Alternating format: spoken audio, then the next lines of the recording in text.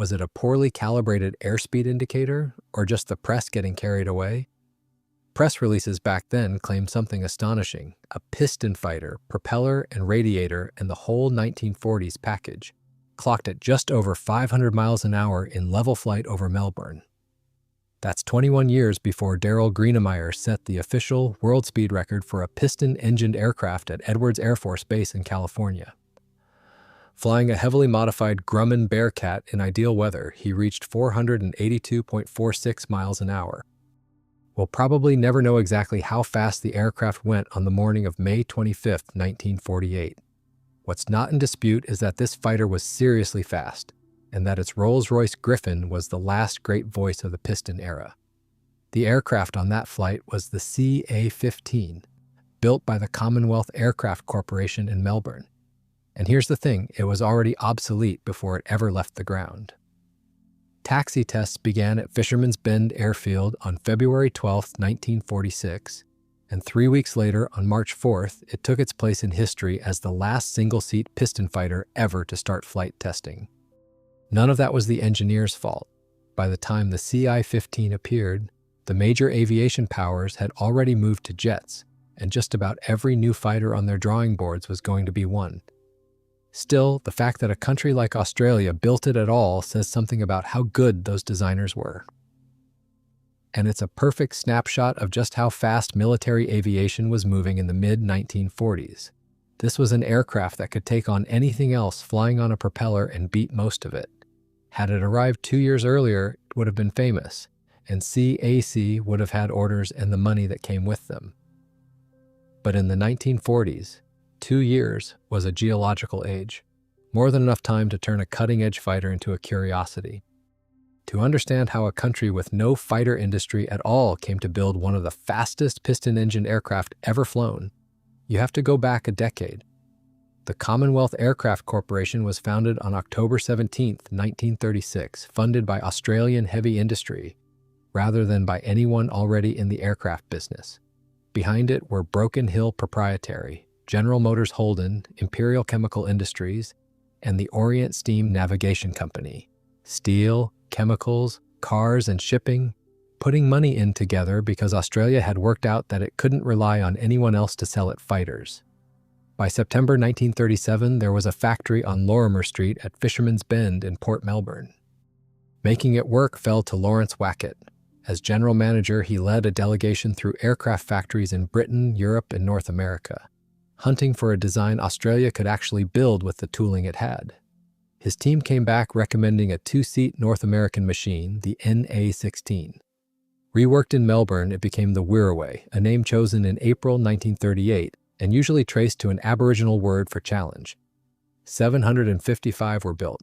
It was a trainer, not a fighter, but it gave Australia something no amount of importing ever could: a workforce that knew how to build a modern all-metal airplane.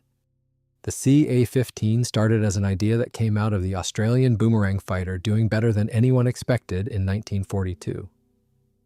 On the back of that, the Royal Australian Air Force asked for something much more ambitious: a high-performance fighter with long legs, one that would do its work at medium altitude. At first, the company's designers went at it the obvious way and looked at a bigger, meaner boomerang. The numbers killed it. The airframe couldn't take a serious jump in weight and power without a structural redesign so complete you might as well start over. And with more urgent war work in the shop, the project got shelved. The boomerang itself had been improvisation under real pressure. With Japanese forces advancing and no prospect of Britain or America sparing modern fighters for Australian squadrons, CAC built a fighter around the Wirraway's existing airframe and tooling. The order went through on February 18, 1942. 105 aircraft bought before the prototype had even left the ground, and that prototype flew on May 29th. It used the 1,200 horsepower Pratt and Whitney R-1830 twin Wasp, the same engine that powered the Grumman Wildcat, because CIC was already tooled up to build it. Armament was a pair of 20mm Hispano cannon plus 4 rifle-caliber machine guns, 303, in the wings. 250 were built, and they went to war with 4, 5, 83, 84, and 85 squadrons over New Guinea, the Solomons, and Borneo. It was the first combat aircraft ever designed and built in Australia, and it had one crippling flaw. It topped out at 305 miles an hour at 15,500 feet, and above that its performance fell away fast. It was too slow to catch what it had been built to intercept. The man who drew it had one of the strangest career paths in aviation. Fred David, born Friedrich Wilhelm David in Vienna on January 17, 1900, had worked for Heinkel in pre-Nazi Germany and then moved on to Japan, where he worked for Mitsubishi and for Aichi. The work he did there ended up in two aircraft the Allies got to know very well: the Mitsubishi I-5M, codenamed Claude, and the Aichi D-3I dive bomber, the Val that helped wreck Pearl Harbor. As an Austrian Jew, David reached Australia as a refugee in 1939, which under Australian law made him an enemy alien. He was interned, and even after Wackett recruited him, he had to report to his local police station every single week. So the man designing Australia's fighters was formally an enemy of the state employing him, and he'd helped design the very aircraft that were shooting at Australian pilots. CIC did not abandon the idea of a hotter boomerang either. The company built a turbocharged development, the CA-15, first flown on January 13, 1943, with Flight Lieutenant John Holden at the controls. Reworked as the CA-14.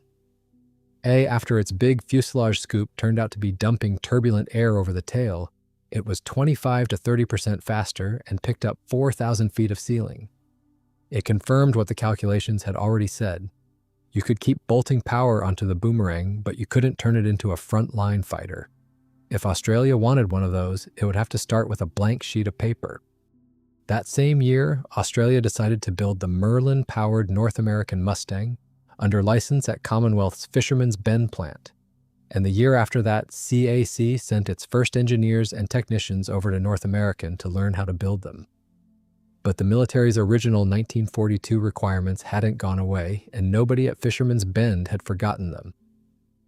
So in 1943, the design team went back to their own fighter, meant to eventually replace the Mustang they were about to start building under contract CA-15.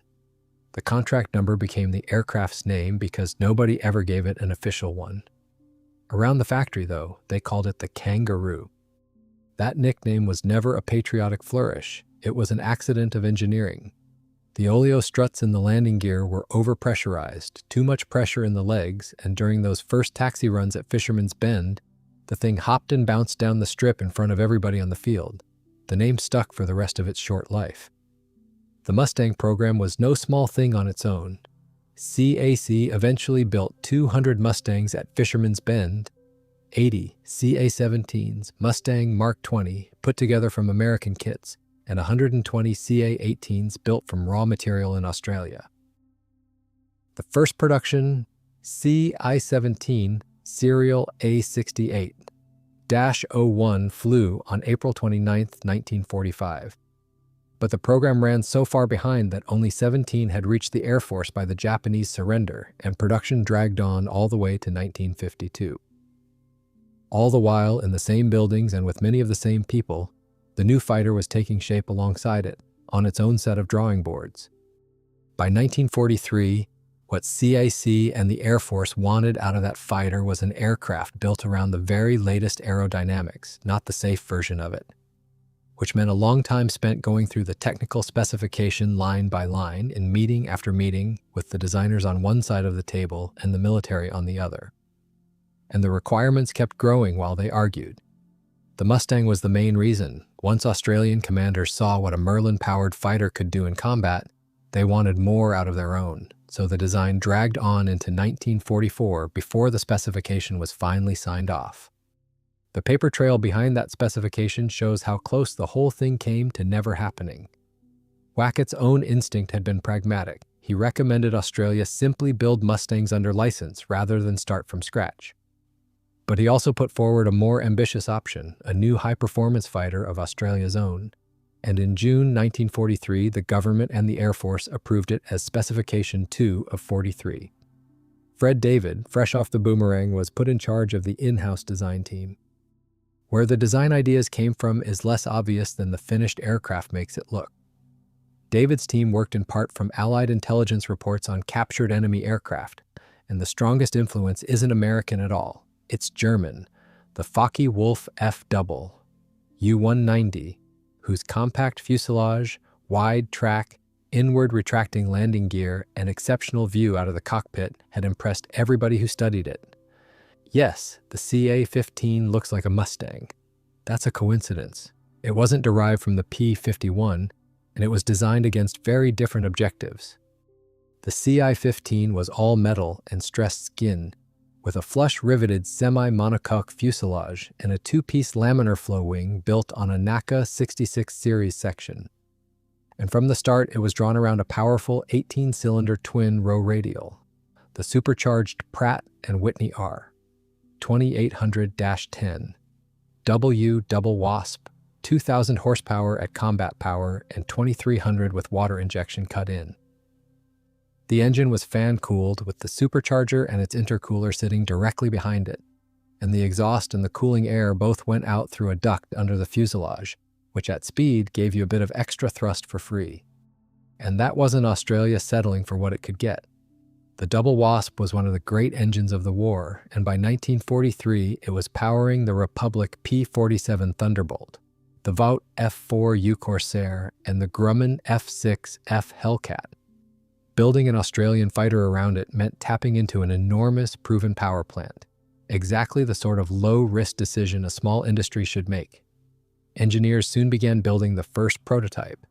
Then the Double Wasps fell through. Nobody has ever fully explained why. CAC was simply told the engines weren't coming, with the airframe already being built around them.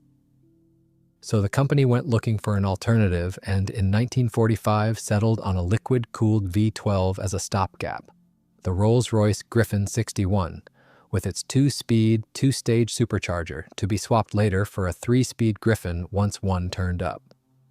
It never did. The Griffon was, by any measure, a magnificent consolation prize. It was Rolls-Royce's big brother to the Merlin, and its ancestry ran back through the Buzzard to the R, the racing engine that won Britain the Schneider Trophy in the early 1930s. The production Griffon that emerged in 1939 was a genuinely new design rather than a scaled-up Merlin, and it was substantially larger, 12 cylinders in a 60-degree V, roughly 37 liters of displacement against the Merlin's 27. The Griffon 61 brought it fully up to date, with the same two-speed, two-stage, intercooled supercharger setup that had transformed the Merlin 61, and with it, the high-altitude Spitfire. Rated output was 2,035 horsepower at 7,000 feet, still holding 1,820 horsepower at 21,000 feet. In British service, the same mark went into the Spitfire Mark 21, while its close relative, the Griffon 65, powered the Spitfire Mark 14. The Australians had been handed the same class of power plant Supermarine was using for its most advanced fighters. There was a catch, though, and it would matter at the end of the story. CAC did not own the Griffons fitted to the prototype. They were leased from Rolls-Royce. The redesign this forced was anything but cosmetic. A radial hangs on a short, fat mount and needs no radiator at all. A liquid-cooled V needs a long nose, a coolant system, an oil cooler, ducting, and a radiator big enough to shed the heat of 2,000 horsepower. Everything forward of the firewall was redrawn. Then there was the armament argument. Nobody could agree on it. 20mm cannon, 50 caliber machine guns, some mix of the two. The engineers and the Air Force went back and forth over the combinations and never settled the question, so the prototype was fitted with 650 cals as a placeholder, with the real decision left to a production aircraft that never came. The 6 guns were never meant to be the last word, and the airframe was laid out with far more capability than that temporary fit suggested. It could also carry 10 rockets under the wings and a pair of 1,000-pound bombs. On paper, it wasn't just an interceptor, it was a long-range fighter bomber, exactly what the Air Force had been asking for since 1942. A machine that could cross the enormous distances of the Pacific and still do useful work when it arrived. Once the Pacific War started winding down, the CA-15 stopped being urgent. It lost its priority in the shop, and the prototype wasn't finished until early 1946. Even though it had been drawn around a massive air-cooled radial and then hurriedly adapted for a liquid-cooled V-12, the finished aircraft came out genuinely sleek. From the side, it looked a little heavy and a little old-fashioned, the silhouette of a slightly earlier generation. From every other angle, it was a beautiful thing. The finished machine carried the Air Force serial A62-1001, and it would remain the only aircraft ever to wear an A62 serial because there would never be a second airframe. 36 feet 7 inches long, 35.5 feet across, 253 square feet of wing. Empty, it weighed 7,540 pounds, 9,500 at normal gross weight, and fully loaded with external tanks and stores, it could reach 12,340 pounds. That works out to a wing loading of about 37.5 pounds per square foot at normal weight, and a power-to-weight ratio right around 1/4 of a horsepower per pound. The numbers of an aircraft meant to be fast and to climb hard without turning into a pig in a turn. Inside the fuselage, 4 main longerons carried the engine mounts, with stamped duralumin frames behind them. The wing came in 2 halves, low drag, joined on the fuselage center line, with its maximum thickness right back at 45% of the chord. Sheet metal spars and ribs under a flush riveted metal skin. The metal-covered ailerons ran 48% of the span, with an internal balance and a fabric seal meant to keep the control forces down. Hydraulic flaps ran from the ailerons into the fuselage, 20 degrees for takeoff, 50 for landing. And the tailplane, flush riveted like the rest of it, had a pronounced 9 degrees of dihedral. The Griffon sat on heavy-duty steel mounts and swung a 12.5-foot Rotoll constant speed prop with wooden blades. The cooling system that went with it was a serious piece of plumbing, a single-row Morris intercooler, a 3-row main radiator of about 6 square feet, with automatic control of the airflow through it, and an oil cooler of its own. Fuel went into wing tanks holding 264 United States gallons between them, plus a fuselage tank of 48, and on top of that, a pair of 120 United States gallon drop tanks could be slung under the wings. A Dowty hydraulic system worked the gear, the mains retracting inward and closing up behind full gear doors. The cockpit sat up high, right over the trailing edge of the wing, under a sliding canopy.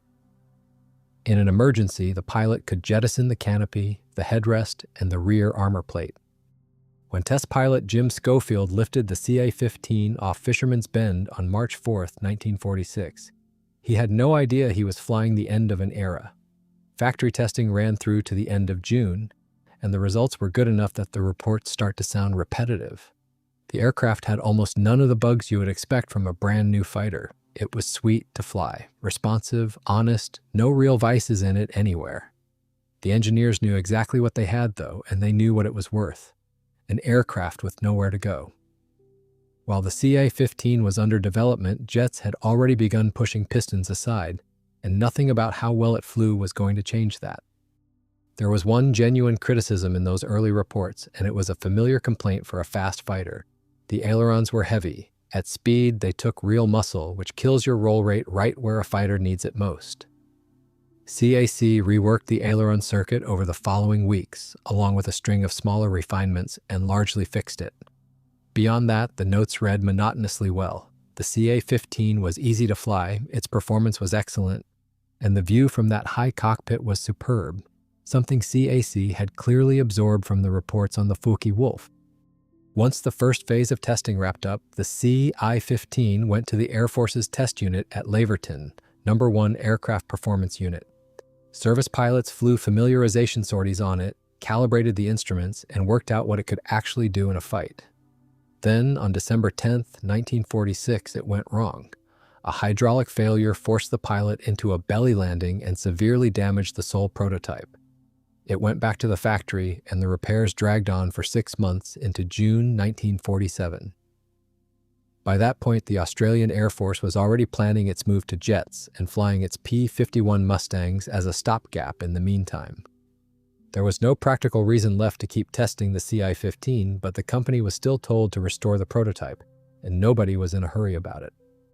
That unit changed its name while the CI-15 was in its hands.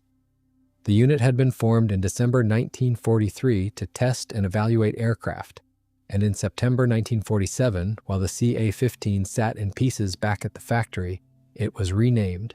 From then on, it was the Aircraft Research and Development Unit. The accident itself deserves the detail because it was neither pilot error nor a design fault. The pilot was Flight Lieutenant J.A.L. Archer, and the hydraulic failure that ruined his approach to Point Cook was traced to something almost insultingly trivial: a leaking ground test gauge. Archer orbited to burn off fuel and work the problem, but the main gear came halfway down and wouldn't go either way. The tailwheel, of course, was down and locked. When he finally put the aircraft onto the strip, the tailwheel touched first, the fighter began to porpoise, and the big air scoop under the fuselage dug in. A-62-1001 settled onto its belly and slid to a stop, badly broken. Archer walked away from it. The only CA-15 in existence did not. Nearly a full year went by after that. It was May 19, 1948, before the CA-15 went back to the Air Force to resume test flights, and just a week later the papers were reporting an extraordinary number out of Melbourne. The Air Force was a lot more careful about that number than the newspapers were. Even allowing for military caution, though, nobody doubted what they had. This was only the second fighter ever designed and built entirely in Australia, and almost certainly the last. It was also very, very good. It's worth being precise about what happened that morning, because the precision is where the argument lives. The pilot was Archer again, the same man who had ridden the aircraft onto its belly 18 months earlier. And the figure of 502.2 miles an hour was not recorded in steady, sustained level flight. It came immediately after leveling out from a dive down from 9,000 feet to 5, and the reading was taken right as he came level, still carrying all the speed the dive had given him. That single fact does most of the work in explaining the discrepancy. Aviation historian Darren Crick puts the CA-15's calibrated level flight speed at 448 miles an hour at 26,400 feet, and the recorded maximum in the performance data is about 442 at 25,600 feet. Crucially, the same data gives only 368 miles an hour down at sea level. A piston fighter's top speed lives high up, where the air is thin and the supercharger is still holding boost. Down at 5,000 feet in dense air, the CA-15 was never going to see 500 in level flight. What Archer almost certainly caught was a briefly held instantaneous figure at the bottom of a dive. It was a real number. It just wasn't a level flight top speed, and it isn't comparable to what Greenemeyer did 20 years later. The official test program continued on and off right up until early 1950. The service pilots agreed completely with Jim Schofield, CIC's chief test pilot. Whatever was wrong with the CI-15's timing, there was nothing much wrong with the aircraft itself. Climb tests and performance evaluations went predictably well. That 448 miles an hour at 26,400 feet was the official figure at war emergency power, with everything the Griffon had, and at normal rated power it still did 432 at 32,700 feet. The rest of the envelope held up just as well. It climbed at 4,900 feet a minute off the deck and reached 20,000 feet in 5.5 minutes. Genuinely first-rate numbers for a piston fighter.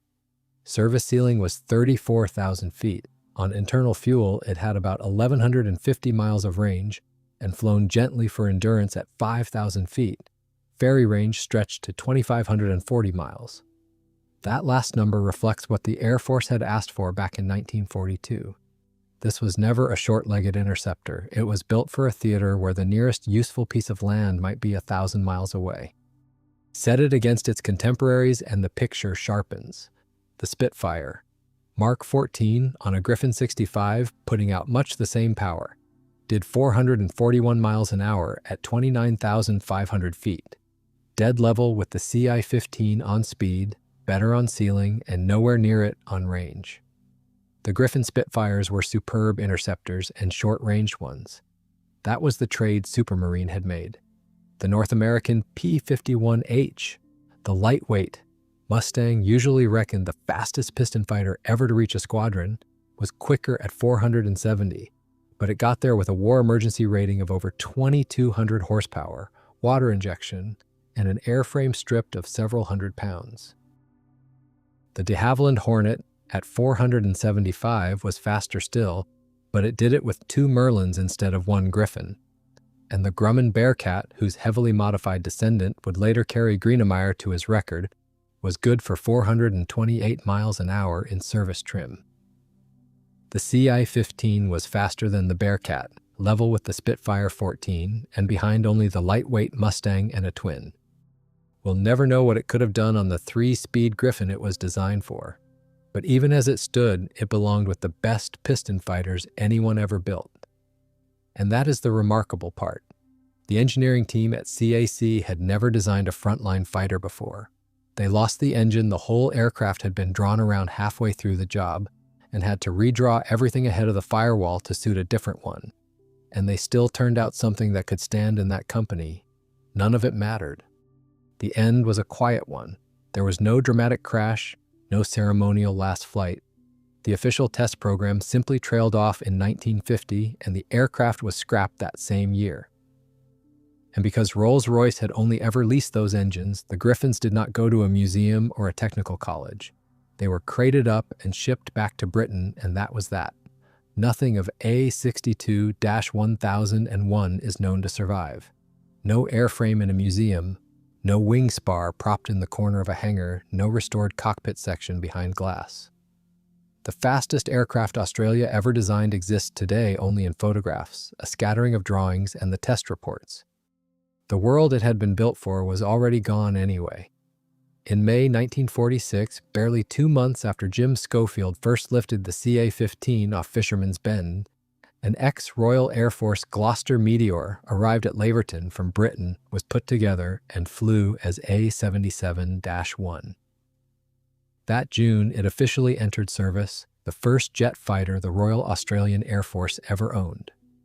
Australia would order 113 Meteors, and when the Mustangs of 77 Squadron were badly outclassed by MiG-15s over Korea, it was Meteors that took over. CAC did not stop designing either. In 1949, the company began work on the CA-23, a 2-seat, twin-jet, all-weather fighter with a delta wing, built around a pair of Rolls-Royce Tays and later redrawn for the far more powerful Avon, aiming at Mach 1.5. An astonishingly bold target for Australia then. The program ran 4 years and burned through more than 160,000 pounds worth of wind tunnel work at home and at the Royal Aircraft Establishment in Britain, and the Delta Wing results were promising enough that the Royal Aircraft Establishment asked permission to circulate the data to major British manufacturers and to Avro Canada. It was cancelled in 1953 under pressure to buy British or American instead. What CAC built next was, in its own quiet way, the CA-15's revenge. Handed a license for the North American F-86 F Sabre, the company refused to simply copy it. It pulled out the American General Electric engine and put in a Rolls-Royce Avon, which meant redesigning more than 60% of the fuselage, and it swapped the Sabre's 6 machine guns for a pair of 30mm Aden cannon. 112 Avon Sabres were built, giving the Air Force a fighter with more thrust and heavier armament than the American original.